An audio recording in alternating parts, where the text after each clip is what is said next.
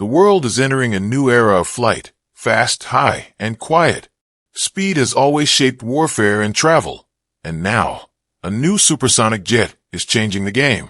The X-59, developed by NASA and Lockheed Martin, is built to fly faster than sound, without the loud sonic boom that once made supersonic travel impractical. Why does this jet matter so much?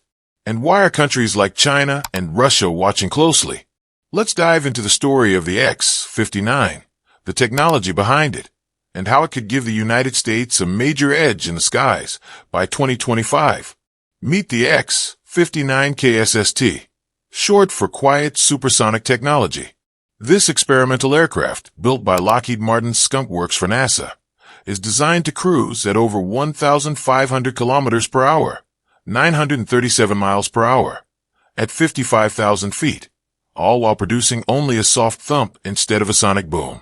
That means supersonic flights over land could soon become possible without disturbing people on the ground.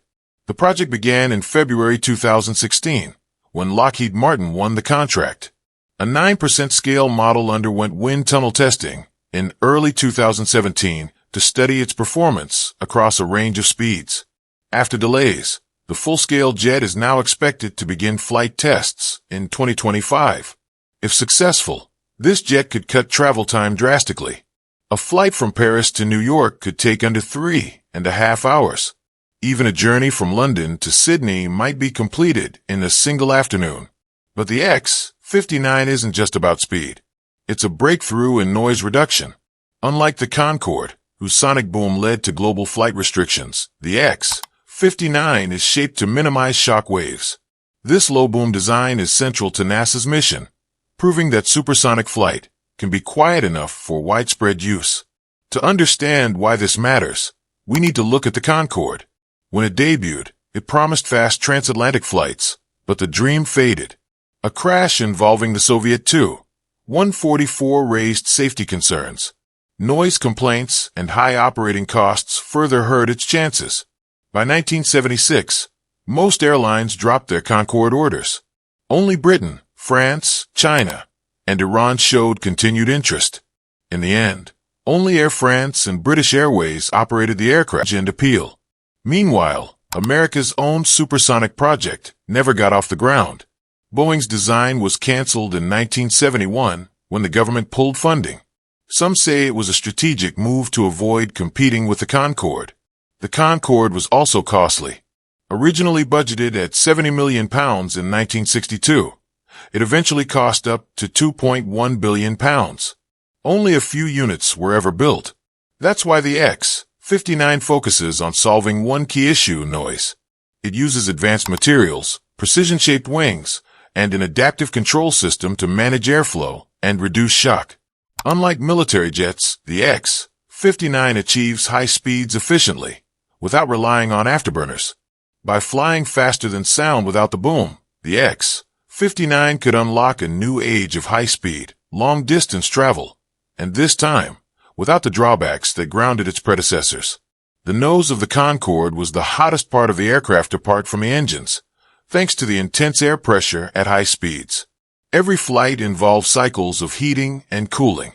As the plane climbed through the atmosphere at subsonic speeds, it cooled.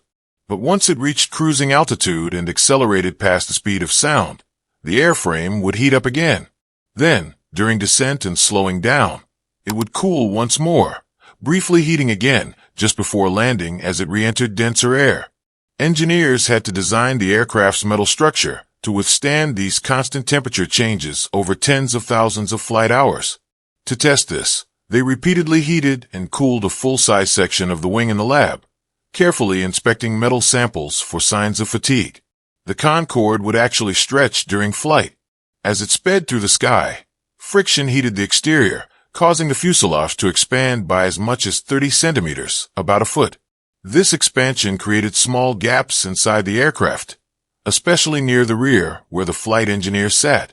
Engineers would sometimes place their caps in those gaps as a bit of a joke, only to have them stuck when the plane cooled and contracted upon landing.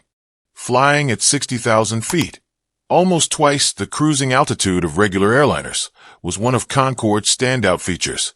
Most passenger jets fly between 30,000 and 44,000 feet, but Concorde soared high enough to give passengers a view of Earth's curvature. Inside, the cabin was pressurized to the equivalent of 6,000 feet above sea level, about like being on a high mountain. This helped reduce fatigue, but came with serious risks. At such altitudes, a sudden loss of cabin pressure could be fatal in seconds.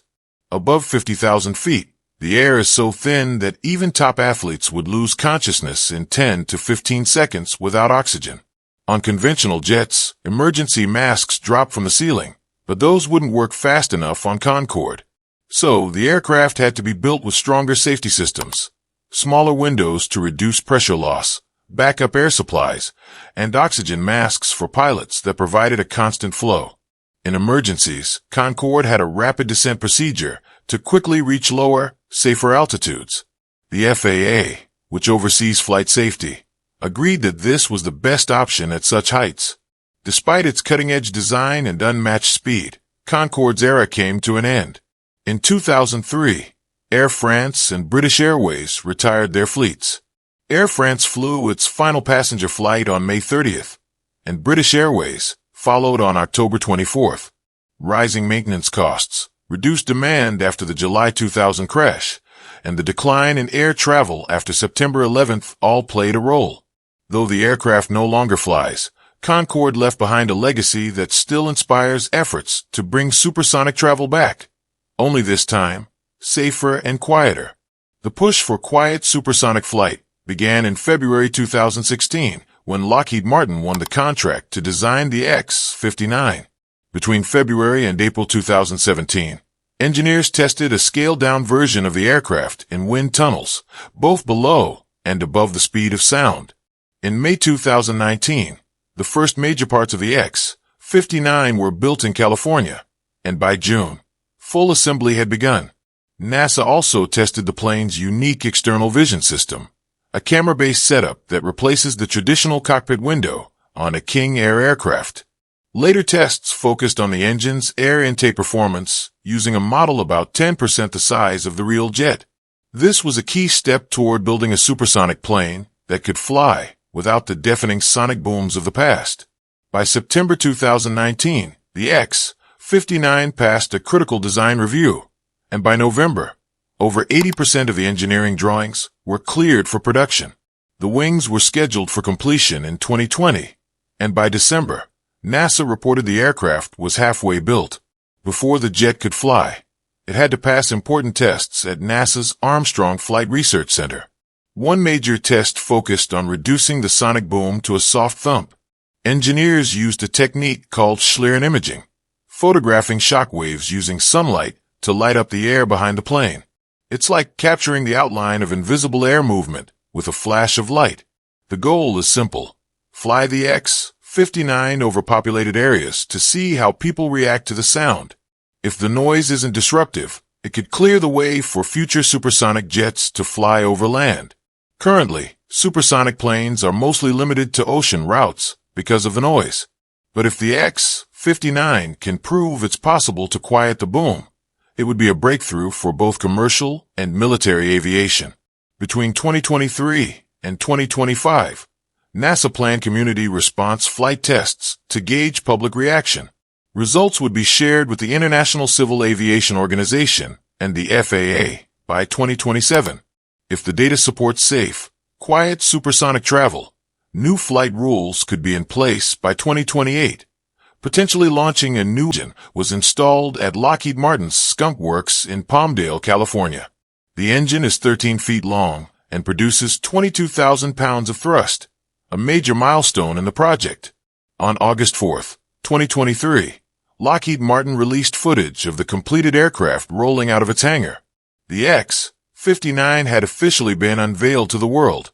Unveiled on January 12, 2024, the X-59 is now poised for its long-awaited first flight, following successful engine testing in November 2024.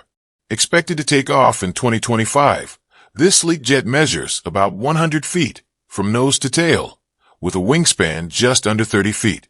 Fully fueled and loaded, it weighs around 32,000 pounds, roughly the same as 2 adult elephants.